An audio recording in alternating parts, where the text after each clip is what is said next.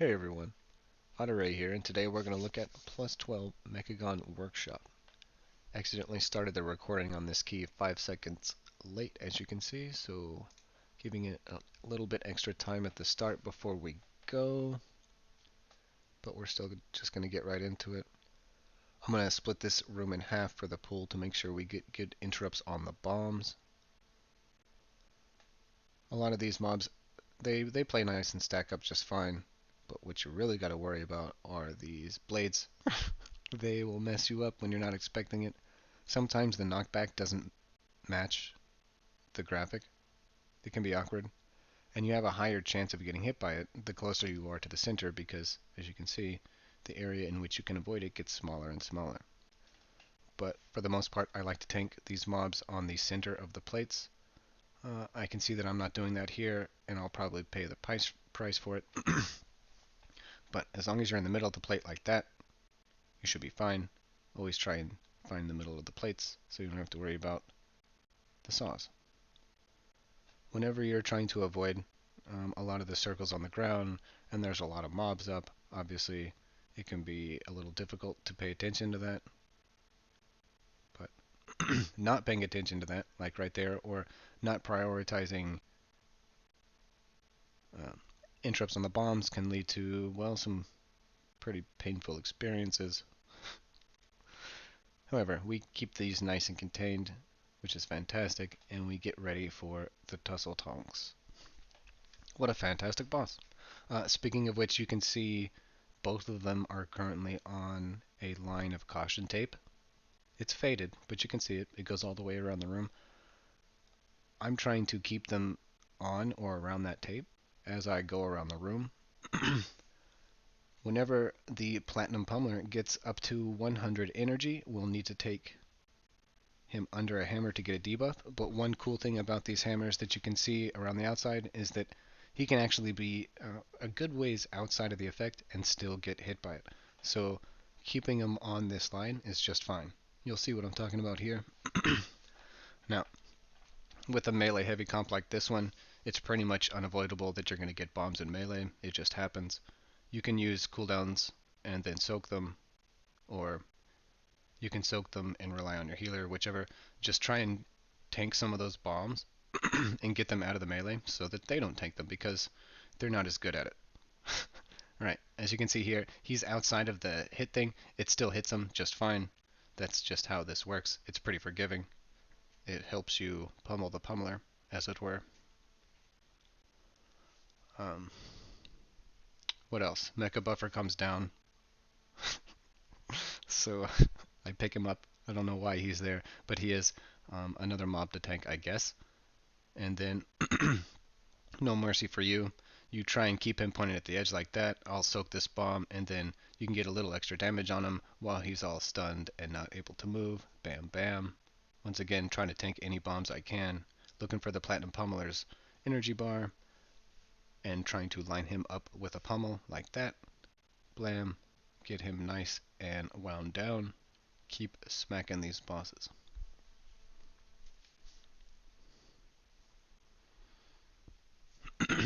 A good amount of bombs begin to spawn in melee here, and I'm trying to find an exit and tank a couple on the way, but keep the bosses clear of the bombs to help the melee out so they can keep max uptime here. It really makes the bosses go down much faster. And like I said, sticking to the caution tape, but also staying in the middle of the plates. You really don't have to worry about the blades all that much.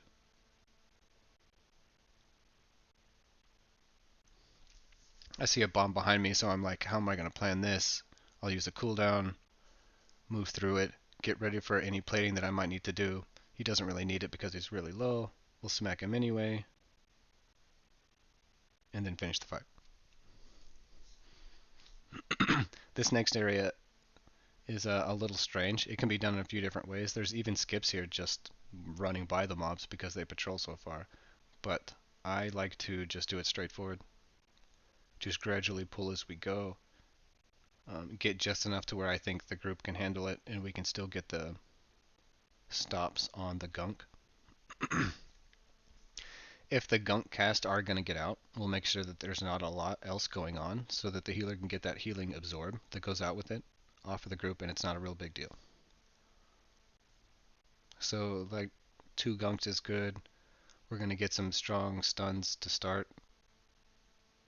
And we're blasting the unit, we're blasting the gunks, making sure we're stopping the gunks cast right at the end of it, if we can.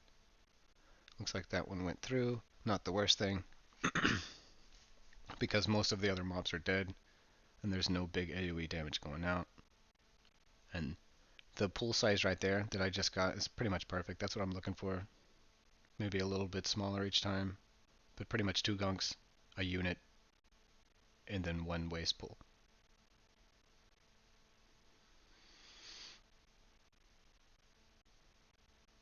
Great time to stun. We overkilled with the stun here, but it's fine because these gunks are getting worked pretty hard.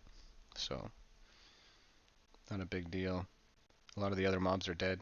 Even if they do get casts off right now, we know that the healer will be able to top up and we'll be fine. I personally need to watch out whenever puncture's on me, plus the healing absorb. But that's the only time whenever I need to really focus on using any defensives and not taking any spike damage that could kill me or surprise the group. So, once again, this is probably the biggest pull in the area. Uh, if I had my AoE taunt up here, I would have used it. There's a lot of damage going on the mobs that I'm not able to really cover, so some threat is lost, but it's only on the small ones. Right? Once again, trying to get the corrosive junk casts, never letting that go out, it's great. But if some go out, you at least want to make sure all the small mobs are dead and the unit's not doing anything crazy.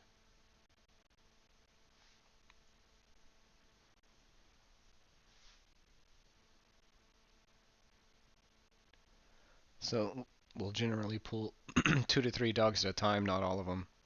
Um, I would prefer to pull all of them or more, but you know, they're dangerous to the group and stuff. And so not to overwhelm the healer too much with the random jump that the dogs do, kneeling to deal with the damage over time and dispelling the debuffs and etc. We found that 3 is generally the magic number. You can pull 4 as long as one of them's about to die, but going past that can be dicey for just having to deal with how long Dispel's cooldown is.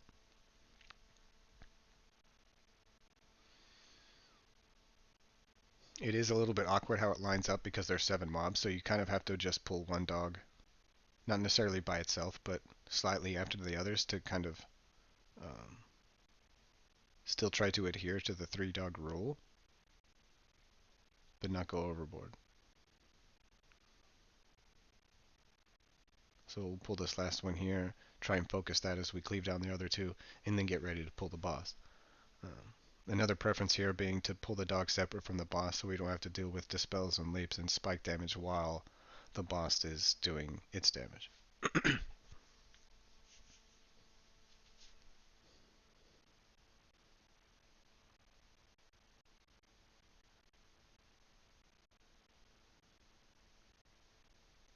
Pull the boss to the center of the room and then get ready for the first box to come down. I almost always forget that he's not going to do the spread ability here, and I can immediately stack him on the box, so I don't do it here. But there is a technique where you can stack the boss near the box during venting flames and still be able to attack him. I'll try and do that when I can here, but it doesn't always work out every time. It's just how it is.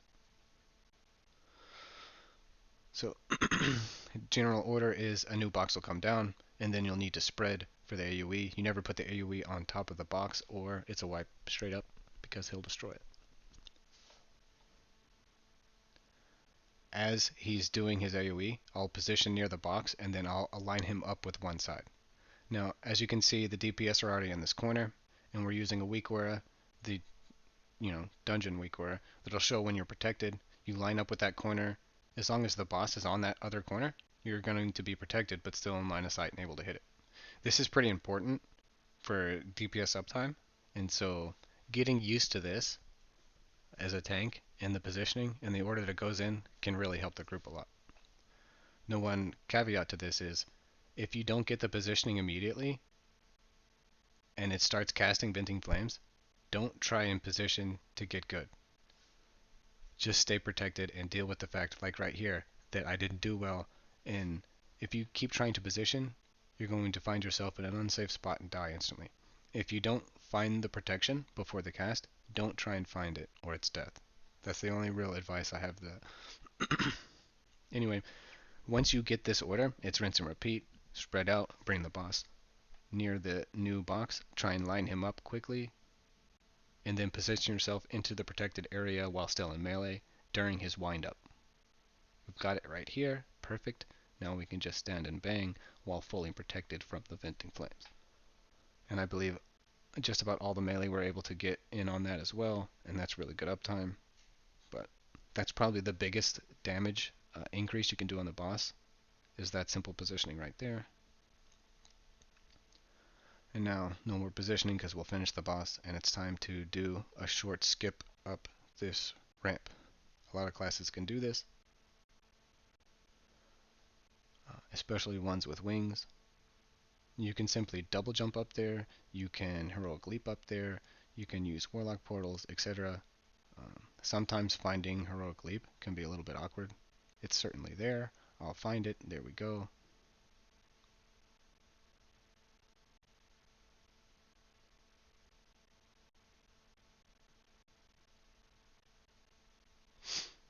So, working our way through that area somehow was dies. I don't know what but oh, I think maybe the actual flames. Okay, so I'll try and pull this mob by itself and then wait to attack it at all. It'll allow the citizens to run away and you don't have to worry about having to kill those as well. And then immediately getting in and getting on these casters on the far side, remembering there's guards here. This pool can be a little bit awkward to get initial threat on, but the bigger threat is the Giga cast that goes off. If a Giga Wallop hits somebody, well, yeah, it wallops them. And then above anything else, you're watching out for the squirrels. You can kill them, but it's not really ideal. Obviously, you can just move out of the way and wait for the blue. You respect the blue on the ground and then you won't die. You're all good. Killing these pretty quickly and then on to the next mobs. I like to be on the middle mob immediately and then aggro the others. These mobs like to stack pretty well, so the MK3 is the most dangerous. I'll just stay pretty much on him.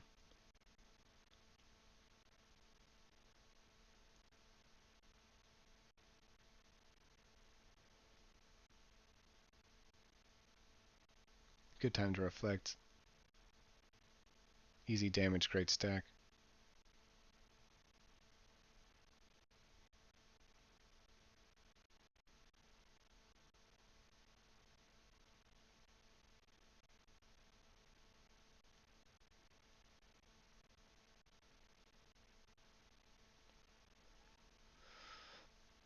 Alright, next we have the pizza slice. This thing doesn't move at all. It just casts in each direction. You just stand and blast and then do the mechanics when they come up.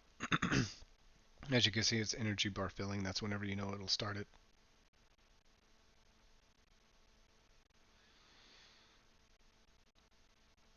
And you just get in the pizza slice.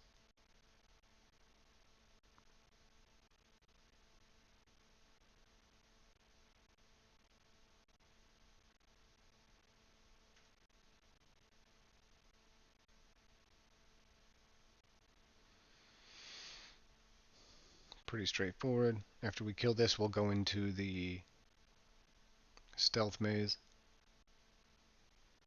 The only advice I have for this is A, at the start, don't aggro any mobs by heroic leaping up there because I want to really bad. It's like, hey, I can make distance here, heroic leap, but you'll aggro those citizens. If you take those citizens into the maze, you're going to have a bad time. You also want to make sure that no one else pulls those as we're running in. If they do, unfortunately, you're the one that has to deal with them.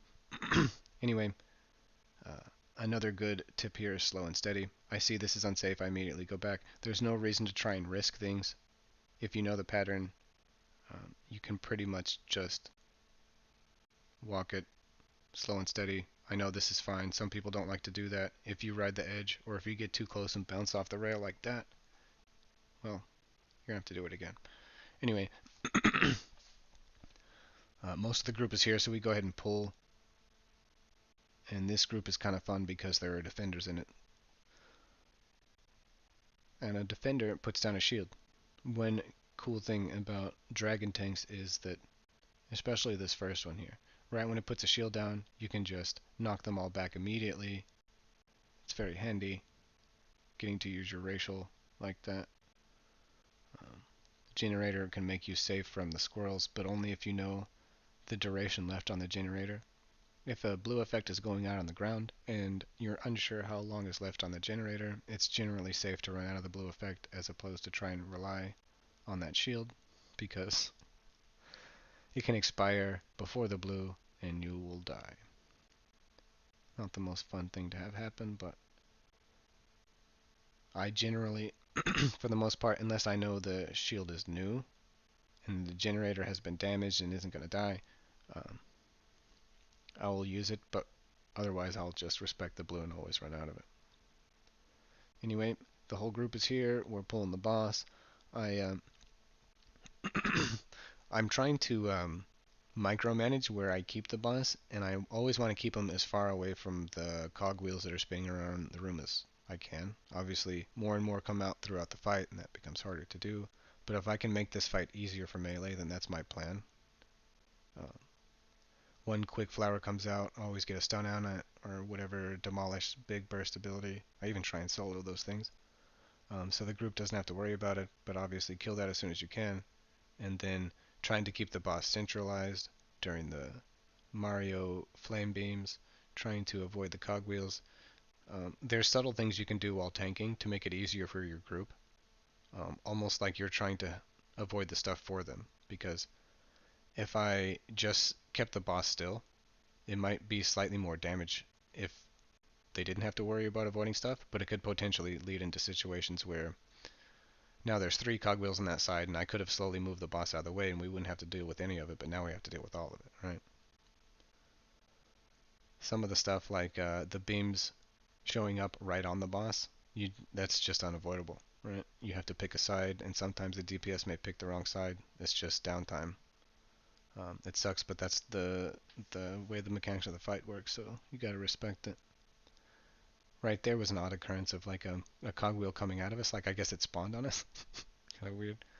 But otherwise, I see where the wheels are spinning. I want to stay as far away from it as I can, and when I see one coming, I want to subtly guide the boss out of their path.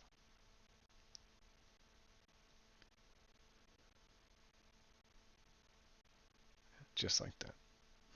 So the flower's going up, but I'm going to rely on the group here. One, the main reason is not because the flower doesn't need to die or anything like that. It's because there's a lot of cogwheels over there, and bringing the boss over there just because I want to attack the flower too isn't ideal. Letting the DPS handle it and relying on them there is the best call. Because this side is remaining clear of the wheels, right?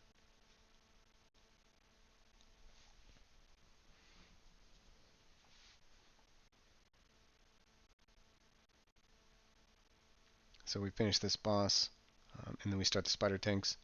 I'm just going to pull one at a time here. Uh, these mobs can be a little unpredictable because all seems fine, and all of a sudden everything hurts, and it's not really an instant thing. It's kind of moderate in its pacing, but it happens. And whenever you pull both of them, it makes it extreme in its pacing, right? So you have to be careful, especially if their abilities line up. But it's totally doable, especially with cooldowns. If you're careful, you can pull both tanks. It's just personal preference, and us being cautious to pull one at a time.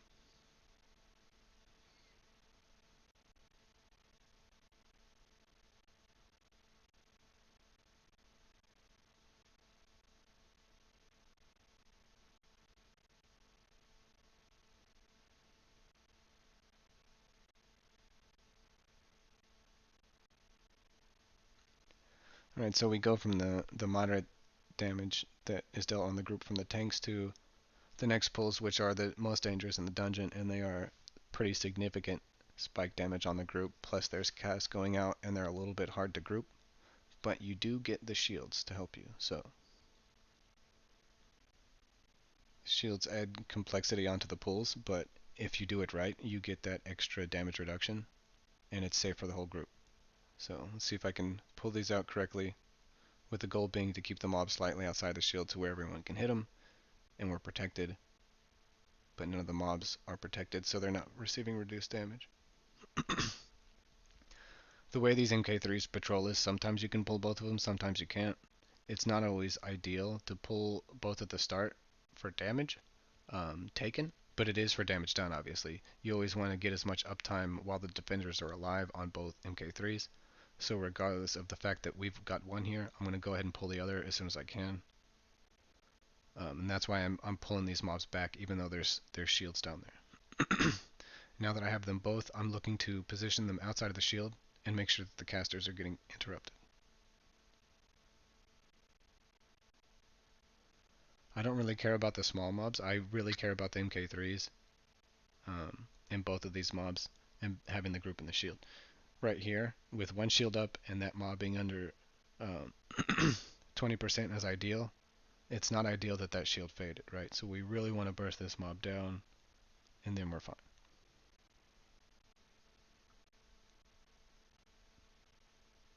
Okay.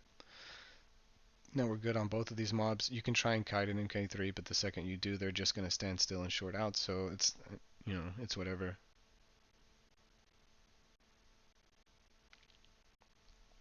Pulling these up to the last pull. As you can see, we're at 99.73. We're very tight on percent here. So we're just going to pull these, and we're going to skip the last pack with a shadow meld skip that our monk healer is going to do. Once again, dragging stuff to get these out of here. Surprisingly did not aggro that pack, even though I thought I did. That would have been a pretty big mistake here considering the timer. It may not seem like it, but the last boss does take quite a lot of time considering its two-phase orientation, so you want to have a lot of time on the timer going into the last boss and skipping this last pack, especially if you can save doing it because you're good on percent is ideal.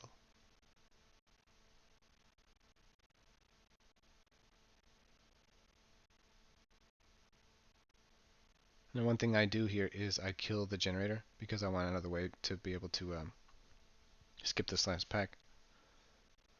And then we stack up on me in the corner.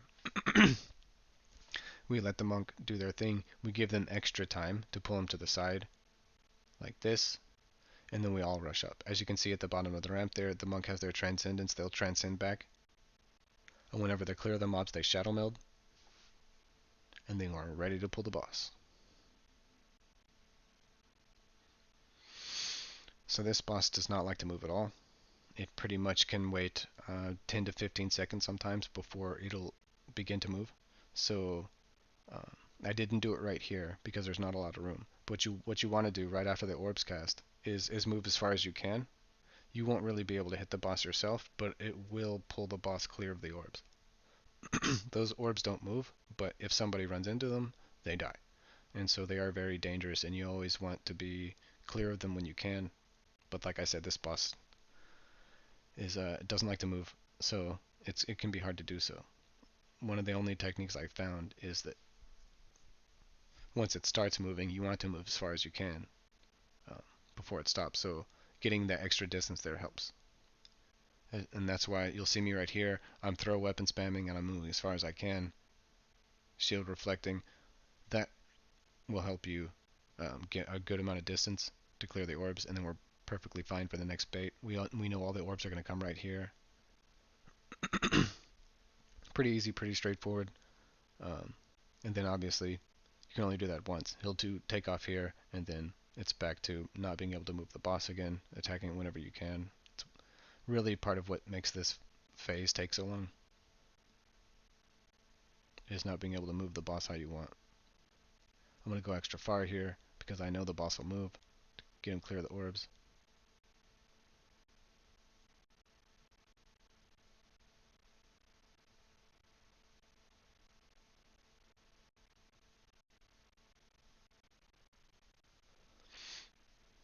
Yep. Alright, now the phase will change right after this cutting beam. and then we'll begin the real part of the fight. I will always pick a side. It's generally the right side where I'll kind of hang out in the corner, not real close to the boss, kind of uh, not max melee range either, maybe mid melee range, and then just pick a side. One thing that I'm going to remember is that every place that I'm standing is where a ball is going to go, and so I will direct the balls that are always going to be pointed at me accordingly. Now that I know that balls are right there, where do I want the next ball that's on me to go? Right where I'm standing. Okay? I didn't get picked that time, but given it is on me, I know it's going to go here, I'm ready to move forward. That's why I don't necessarily like to be too far away or too close to the boss, knowing an orb is always about to get thrown at me, so I have, 360 degrees of movement. And then one awkward thing about the fight is that sometimes it interrupts its own phases to do the magneto arm. You always just want to stay away from the magnet. You want to stay out of the path of the balls. Like I said before, touching him is death, but not only that, if it's on its way somewhere and it touches you, it's not death, but it will knock you up, and that can be cascading into other things that will kill you, even knock you off the edge. So being too close to the edge in melee can be dangerous. I know some of the melee in this group, you can see they're real close to the boss. That's riding the edge there, and that can be real dangerous. You can fall off. Uh, but if you're too far back, if you're max melee, it's fine for DPS, but as a tank, you risk being out of range of the boss, and then the boss will start smacking the DPS instead. So that's kind of why I prefer a mid range here and feel like it's the most ideal.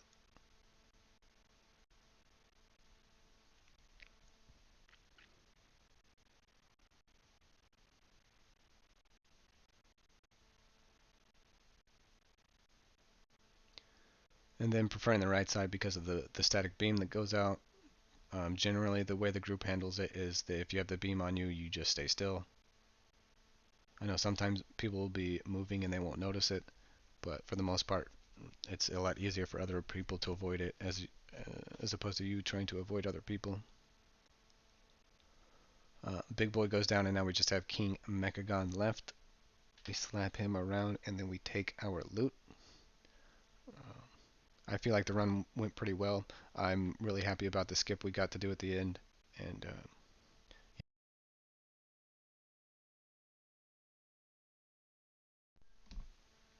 one of my favorite dungeons. Sorry, my headset died. Enjoy, and see you in the next one.